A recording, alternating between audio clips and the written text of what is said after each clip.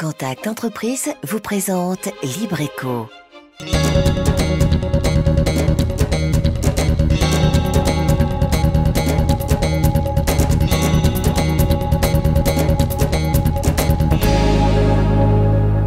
Salut à tous, c'est Libreco, ravi de vous retrouver pour cette nouvelle émission. Ce soir encore, nous allons découvrir une entreprise de Lille, aller à la rencontre de ceux et celles qui la font vivre. Voici donc le sommaire de ce soir.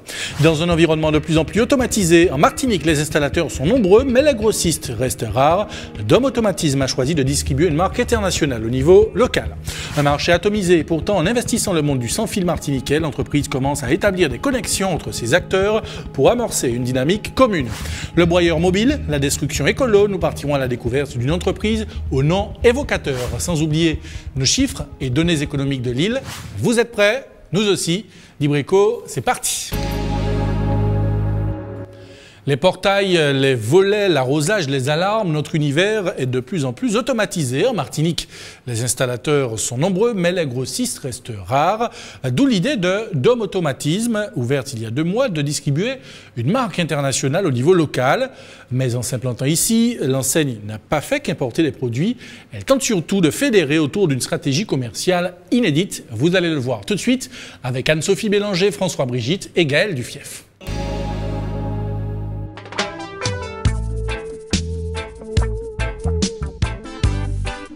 Un simple appel de phare et les flots se fendent devant lui. Bienvenue dans l'ère de la domotique. Le sans-fil, ce n'est pas pour déplaire à Yannick. Ce designer de portail a créé cet ouvrage suspendu, mais surtout sur mesure. C'est un branchement qui se fait très rapidement et c'est très efficace. Et il y a un autre, le récepteur, si vous voulez, branché sur le moteur. Et ce moteur, c'est Dom Automatisme qui lui a fourni une enseigne qui vient d'ouvrir et qui propose des automatismes de portail, de volets roulants, des solutions solaires, électriques, bref, toute une gamme de produits, mais une seule et unique marque, Nice, 2e leader mondial. Ses clients, ce sont en majorité ses artisans poseurs, installateurs comme Jean-Claude. Son entreprise, c'est son camion atelier. Alors difficile ici d'avoir du stock, un nouveau distributeur dans la place, c'est une bouffée d'oxygène pour lui. À bien des égards. Ça nous permet, sans avoir une énorme trésorerie, de pouvoir avancer, je dirais, sans avoir avancé beaucoup d'argent. Nous avons notre marge de main-d'œuvre, bien sûr, mais qui est agrémentée également par le fait d'avoir une petite marge supplémentaire avec la revente du produit, quoi. Et oui, quand la concurrence a misé sur la grande consommation, pour pénétrer le marché, l'enseigne Dom Automatisme, elle, a opté pour un plan B, ou plutôt le B2B, business to business, une stratégie commerciale basée sur des relations exclusivement inter-entreprises qui se terminera de toute façon par la vente aux particuliers. Ça permet derrière de faire boule de neige. Les professionnels vont derrière ça s'adresser aux particuliers en sachant qu'ils vont réaliser des profits au niveau de la pose, des profits au niveau des produits que nous leur revendons au préalable à des prix professionnels et avantageux, et puis permettre de faire un service après-vente immédiat, sans délai. Lorsqu'une panne survient chez un client, ils ont toutes les pièces disponibles ici sur notre site. Et l'argument de vente fait recette. L'enseigne a déjà raflé près d'une trentaine d'entreprises en 1 mois et demi, des partenaires conquis par ses innovations. Exemple, ces produits fonctionnant exclusivement au solaire, un atout en Martinique, mais qui vient surtout combler certaines lacunes du réseau d'électricité. Ce qui pose problème, c'est l'oscillation de courant, où le courant n'est pas bien en continu, donc la courbe, il y a trop de variations. Donc qu'est-ce qui se passe? Les cartes électroniques qui sont assez fragiles dans des automatismes, en fait, qu'est-ce qu'elles font? Au bout d'un moment, elles se déparamètrent, ou elles brûlent complètement, quoi. Et donc la solution aujourd'hui, c'est de travailler sur du solaire, où là, vous n'avez pas d'oscillation de courant, parce que vous n'êtes plus du tout sur le réseau EDF. De nouveaux produits qui permettent aussi de surfer sur 2 marchés, l'équipement du neuf et la rénovation de l'ancien. Dans un premier temps, sur les constructions, on évite toute installation électrique au préalable. Et dans un deuxième temps, sur les rénovations, pareil, dans lesquelles il n'a pas été prévu d'automatisation du portail, d'électrification du portail. À ce moment-là, on revient sur cette même solution. Plus de confort, plus de facilité, le sans-fil, c'est certes le contrôle au bout des doigts, mais aussi très loin de la vue. Si la domotique est de plus en plus présente dans notre quotidien, elle crée de nouveaux dangers. En février, un enfant écrasé par un volet roulant aurait perdu la vie. Pour pallier à ces accidents, certains professionnels sont en quête de solutions. Vis-à-vis de nos clients, on souhaite les informer du système. Donc aujourd'hui, je suis à la recherche de ce système que la société Nice me propose aujourd'hui. Donc un système de barre palpeuse qui va permettre à l'obstacle de donner un ordre au moteur du volet roulant de s'arrêter, de se relever. Une réhabilitation qui engagera aussi les collectivités. Aujourd'hui, les espaces publics sont soumis à des normes drastiques en matière de sécurité.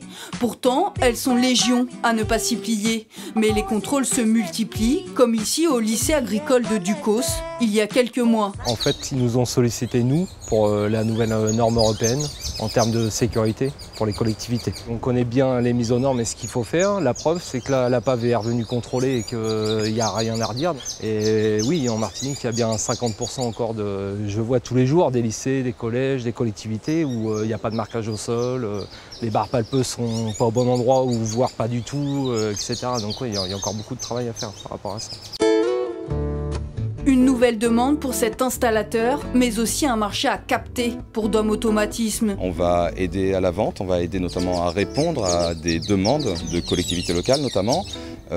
Après, plus loin, on va aider tout simplement à la rédaction de réponses aux appels d'offres. La Martinique, un marché à conquérir, de la distribution à l'installation, des maillons indissociables d'une chaîne destinée à mettre en marche une révolution, celle de la domotique en Martinique.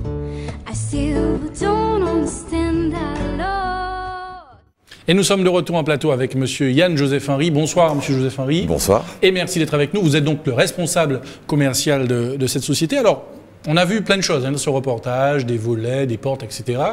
Pour entrer dans la vie du sujet, Monsieur Joseph Henry, est-ce qu'on peut tout automatiser ?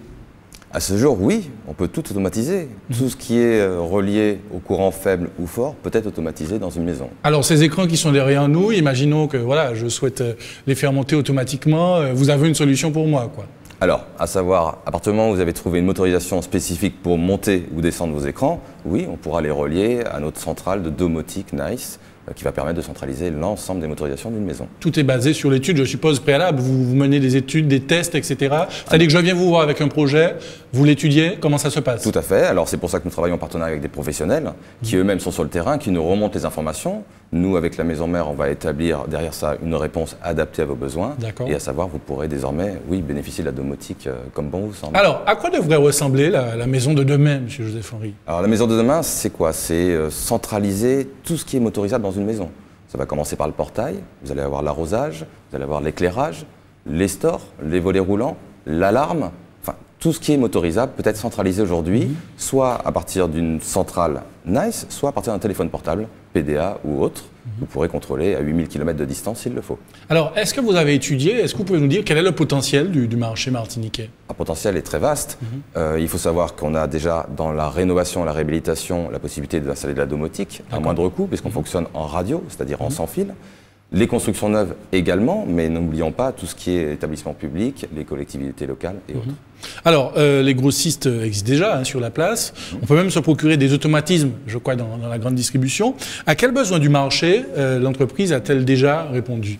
La vôtre, évidemment. Précisément, pour se différencier de la grande distribution va distribuer des produits d'une certaine qualité, avec une durée de vie limitée, sachant que ce ne sont pas des produits dits évolutifs, à savoir qu'ils ne seront pas compatibles entre eux. Une deuxième chose aussi importante à noter, à savoir que demain vous avez un produit défaillant en grande distribution, vous n'aurez pas de pièces détachées pour le réparer. Donc vous serez sujet à le remplacer purement et simplement en cas de panne. D'accord. Bon, ceci dit, on précise que la grande distribution distribue aussi des produits, enfin certains produits de qualité. Hein, bien sûr. Par rapport à ce que vous dites. Alors, le B2B, le business to business, on en a parlé dans le reportage, c'est une stratégie commerciale adoptée par Dom Automatisme. En quoi consiste-t-elle? Alors, le B2B, c'est de vendre entre professionnels. À savoir, nous allons vendre qu'à des professionnels qui eux-mêmes vont revendre à des particuliers. Okay. Donc vous n'avez pas de contact direct avec les particuliers? On peut les avoir en termes de conseils. Parfait. Alors, en quoi, donc vous nous expliquez un petit peu l'intérêt et l'idée du B2B, le business to business. Quels sont les avantages, alors, réciproques des installateurs et du fournisseur? Alors, aujourd'hui, qu'est-ce que l'on va apporter à nos professionnels? On va apporter une connaissance technique du produit, on va apporter des garanties, on va apporter un service après-vente, mais avant tout, on va apporter un stock disponible, que ce soit en produits ou en pièces détachées. Ce qui permet aujourd'hui aux professionnels de se concentrer sur son cœur de métier, à savoir l'installation, la vente, le service après-vente, le service. Aujourd'hui, c'est une trésorerie nécessaire pour un stock que le professionnel n'a pas forcément. Donc aujourd'hui, s'il avait une trésorerie, il peut aujourd'hui l'orienter vers d'autres applications, une communication, une force de vente, enfin structurer son entreprise de manière globale. Très bien, une grande complémentarité qui s'installe. Comment parvenir à rester compétitif pour le particulier tout en multipliant les intermédiaires? Alors, attention, nous ne sommes pas considérés comme intermédiaires. Aujourd'hui, nous sommes juste un prolongement de Nice France sur les territoires de la Caraïbe, à savoir que nous apportons justement ce savoir-faire. Aujourd'hui, les produits distribués par Dom Automatisme sont de haute technicité. Je vais prendre pour exemple dans l'automobile, vous avez des appareils de diagnostic pour régler vos véhicules. Aujourd'hui, pour les motorisations Nice, on a exactement la même chose. On a un appareil diagnostic qui permet de faire une installation totalement sur mesure pour le client final. Avec ses souhaits les plus précis, les plus loufoques même, on pourra également tout faire. D'accord. Alors, en Martinique, les très petites entreprises sont légion et le milieu de l'automatisme ne fait pas exception. La plupart des installateurs-poseurs sont des artisans, un marché atomisé et pourtant, en investissant le monde du sans-fil martiniquais, Dom Automatisme a déjà commencé à établir des connexions entre ces acteurs pour amorcer une dynamique commune. Regardez. L'entreprise de Jean-Claude Delpech, c'est ce camion, une petite structure à l'image de celle de la majorité des artisans en Martinique. Comme la plupart d'entre eux, c'est aussi parfois un sentiment de solitude qui le guette. Dur d'être petit face aux géants de la distribution et pas toujours facile d'être toujours dépendant de fournisseurs. Mais disons qu'on parle avec un interlocuteur compétent qui nous permet, nous, à notre niveau, d'avancer aussi très rapidement. Si jamais on n'a pas des distributeurs performants, on ne peut pas l'être nous non plus. Surtout ici à Martinique, si jamais les produits sont mal achalandés, on ne peut pas les avoir rapidement, c'est toujours des commandes et autres. Nice a beau être une marque de renommée mondiale, c'est bel et bien aux spécificités locales de la Martinique qu'elle doit s'adapter. Bref, pas question d'avancer en terrain conquis. Alors pour jouer les éclaireurs, ce sont les principaux intéressés qui sont sollicités. On ramène chacun nos idées, tout simplement. Moi, mon idée du terrain, lui, son idée des produits. Il a du stock, si on a besoin de quelque chose, enfin un produit un peu entre guillemets spécifique, la réponse elle est là tout de suite, voilà, c'est ça le partenariat.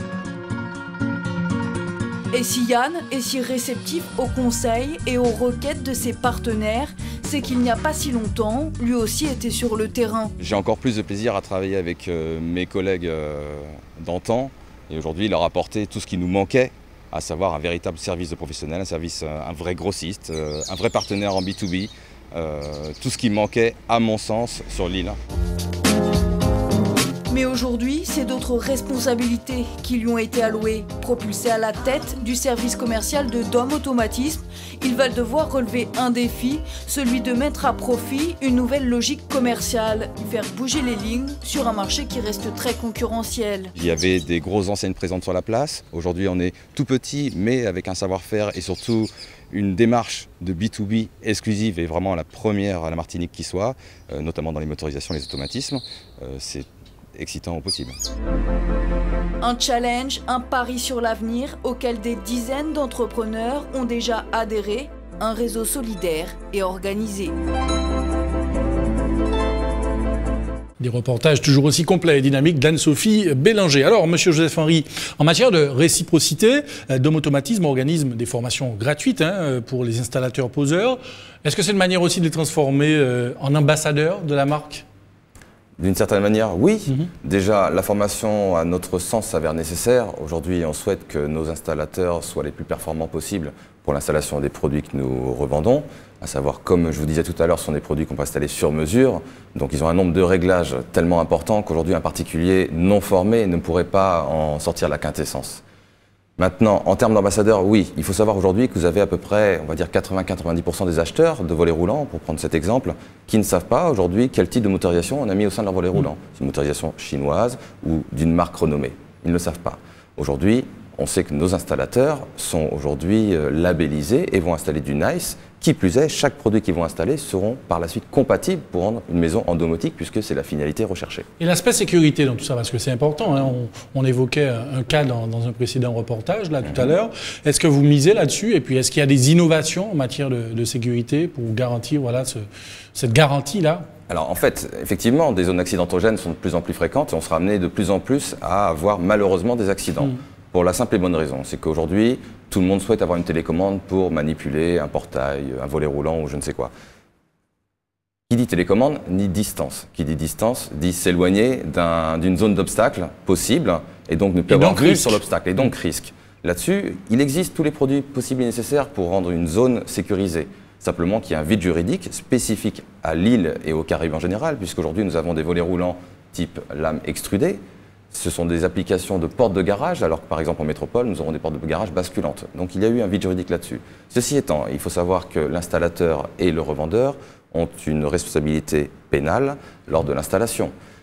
Donc qui dit responsabilité dit précaution en amont. Donc qui dit précaution dit installation d'éléments de sécurité type photo-cellule, type barre palpeuse, et à savoir qu'aujourd'hui Dom Automatisme est le seul sur la place à proposer des barres palpeuses pour volets roulants. D'où l'importance de la formation. Alors, pour les personnes qui ne comprennent pas trop et qui ne maîtrisent pas forcément ce domaine, vous parlez de port palpeuse, c'est ça? Alors, la barre palpeuse. La barre palpeuse, c'est ce gros caoutchouc que vous allez voir situé sous la lame finale d'un volet roulant, qui, lors d'une pression, va établir un contact, il va remonter l'information au moteur. Ce moteur va stopper sa descente ou sa remontée et faire marche arrière sur quelques centimètres pour relâcher une éventuelle pression. Bon, ben, très bien, vous avez développé ma culture ce soir. Juste un mot concernant les nouvelles technologies. Comment encadrer un petit peu le développement de toutes ces nouvelles technologies dont vous parliez? Alors certes, il y a un vide juridique, mais comment encadrer le développement de ces nouvelles technologies? Ben, aujourd'hui, le principe, il est simple, c'est toujours développer cette technologie, mais dans un environnement sécurisé. Donc, qui dit avancé, dit au préalable une sécurité établie et préalablement réfléchie. Parfait. Alors, un mot encore, quel est exactement le rôle que va prendre votre société pour aider les artisans à répondre aux appels d'offres? Sur quelles compétences va-t-elle s'appuyer? Alors, aujourd'hui, pour répondre à un appel d'offres, il faut connaître son produit. Il faut connaître sa technicité, il faut connaître ses tenants, ses aboutissants, connaître les risques et les limites de ses applications.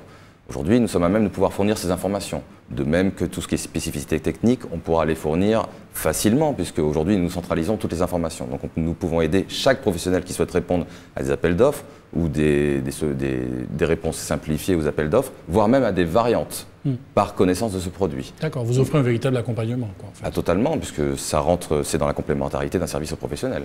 Très bien, vous restez avec nous, on va vous retrouver tout à l'heure. Juste avant, le chiffre de la semaine, 10,2%, c'est l'augmentation sur l'année 2011 par rapport à l'année 2010 des ventes de véhicules utilitaires. Détails et analyse. Un marché qui a fini en beauté en 2011 et qui redémarre en 2012 sur les chapeaux de roue. Les ventes d'utilitaires progressent, de quoi rendre le sourire aux constructeurs et aux concessionnaires, mais pas seulement. Car cette progression, c'est aussi un indicateur précieux de la reprise des investissements des entreprises. En effet, ce sont elles qui acquièrent principalement ce type de véhicule. C'est donc que les investissements reprennent et cette tendance devrait se confirmer.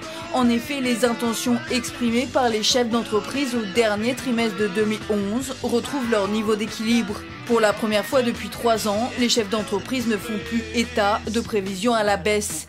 Même si pour l'essentiel, cette amélioration concerne des besoins de renouvellement d'équipements, cela demeure positif pour l'économie martiniquaise. La suite de Libreco, comme chaque mercredi, le bon plan de la semaine. Nous partons à la découverte d'une entreprise au nom évocateur, le Boyeur Mobile. Riche de ses 3 années d'existence en Guadeloupe, depuis un mois, elle est présente chez nous, sur la route d'entreprise, au domicile de particuliers. Le camion Boyeur détruit tous les documents confidentiels, c'est pas négligeable. Présentation avec Peggy Pinel-Ferréol.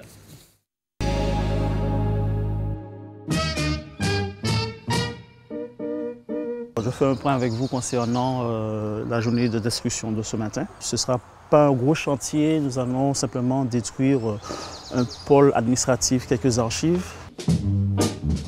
À eux 3, ces hommes détruisent des tonnes et des tonnes de papier. Le Boyeur Mobile est une société spécialisée dans la destruction d'archives et autres documents confidentiels sur site. C'est donc ici, à proximité des locaux du client, que le camion va s'installer pour près d'1 heure. Au départ en direction des entreprises, la société a peu à peu intégré les particuliers à sa clientèle. Plus de 90% des déchets des entreprises d'administration sont du papier. Nous nous sommes dit pourquoi pas, nous sommes des Antillais, nous sommes sur une île, valoriser, intégrer cette filière de démarche éco-citoyenne, en fait, acteur du développement durable, pour valoriser ce papier. D'où l'idée de concept de mobilité, parce qu'on a un positionnement qui consiste à apporter une prestation complète auprès des entreprises, tous ceux qui désirent valoriser ou détruire leurs documents papier. L'outil de mesure du volume de destruction est ce chariot. Il représente un demi-mètre cube. Au programme du jour, 15 ans de documents comptables, fiscaux et fiches clients de cette société. On n'a pas tout ce qu'il faut pour détruire d'un seul coup toute cette quantité. Hein. On n'a pas ce qu'il faut et puis il faut que ça soit gardé dans une confidentialité. Donc il m'a rassuré hein, que c'est fait en toute confidentialité et donc ouais, ça m'a motivé pour cela. Le camion broyeur est une unité de destruction mobile. Pour être efficace, une procédure permet de faire monter le régime du véhicule et atteindre une puissance de 20 HP. La destruction peut alors commencer.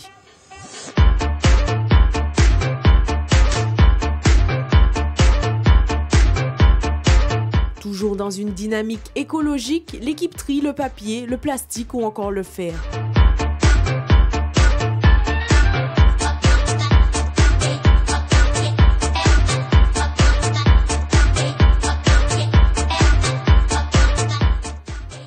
À la fin de l'intervention, la destruction est certifiée par un document. J'espère pour l'occasion de se revoir. On va s'abonner. On va s'abonner. Voilà, on va s'abonner. Un petit tampon. Oui, le tampon. Voilà. Avant chaque destruction, le responsable et son chef d'équipe effectuent une première visite d'évaluation. Le but, estimer la quantité à détruire afin de déterminer la durée de l'intervention et le coût. En effet, le tarif est calculé en fonction du volume à partir de 60 € le demi-mètre cube. Mais pour l'instant, on a déjà évalué la salle rotor. Oui. Reste à évaluer ici. Chez le contrôleur. En fin de journée, les documents broyés sont acheminés vers un centre de valorisation des déchets par les 2 camions, le broyeur et le collecteur. En tout, 2,5 tonnes de déchets papier sont stockés ici. Aujourd'hui, il est très fortement peu recommandé de brûler les déchets papier dès lors qu'ils ont encore de la valeur. Alors pourquoi se priver de valoriser ces déchets que nous mettons traditionnellement à la poubelle, sachant que ces mêmes déchets peuvent devenir des stylos, d'autres types de papier, des vêtements ou autres. Après un peu plus de 2 mois de présence à la Martinique, le broyeur mobile affiche un portefeuille d'une 50aine de clients et détruit en moyenne près de 30 mètres cubes de documents par semaine, soit l'équivalent d'un conteneur. Et l'on retrouve Monsieur Yann Joseph Henry pour le mot de la fin. Alors, juste un mot quand même. On a parlé de Dom Automatisme en Martinique. Est-ce que vous êtes présent en Guadeloupe, en Guyane et éventuellement dans la Caraïbe? Alors, à ce jour, nous sommes déjà présents en Guadeloupe et Guyane, sans showroom comme à la Martinique, mais c'est en cours de développement. Showroom, c'est-à-dire que vous avez un espace de vente ici, évidemment. Exactement. Où les gens peuvent venir, voir, découvrir le produit. Tout à fait. Et c'est un projet pour la Guadeloupe et la Guyane? C'est en projet, c'est en cours, ça va se faire dans les semaines qui viennent. On ouvre effectivement un showroom à la Guadeloupe ainsi qu'à la Guyane. Et vous disiez que vous êtes présent sur la Caraïbe aussi? Voilà, nous avons dans quelle proportion? Le secteur, en fait, nous avons le secteur de Nice pour l'ensemble de la Caraïbe en exclusivité en tant que distributeur. Alors, à ce niveau, quelle perspective de développement, quels sont les grands projets pour cette société qui est toute jeune finalement, qui n'a que 2 mois? Tout à fait. On a l'impression que ça fait des années que vous êtes là, mais... Non, non, du tout. C'est que simplement, on est tous passionnés dans ce milieu. Et non, aujourd'hui, en perspective de développement, on n'a pas de limite à ce jour. Aujourd'hui, on a des parts de marché à prendre. On arrive avec la première marque mondiale en termes de motorisation de portail. C'est surtout sensibiliser la population sur le fait qu'aujourd'hui, la domotique est accessible. Il y a des certifications autour de cette marque. Alors, je ne les maîtrise pas toutes, hein, mais... Bien sûr, on a des normes européennes Dragstick que l'on respecte absolument à tout niveau.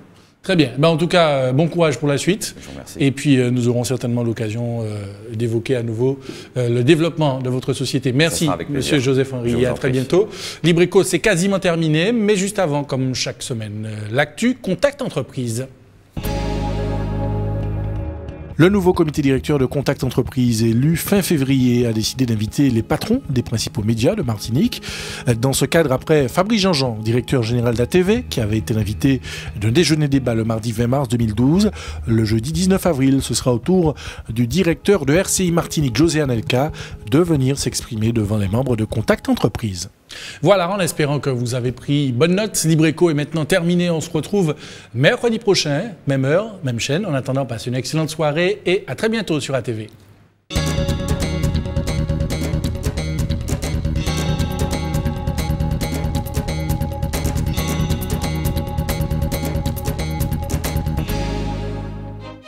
Contact Entreprise vous a présenté Libreco. Retrouvez cette émission dès maintenant et pendant 7 jours sur atv.mq.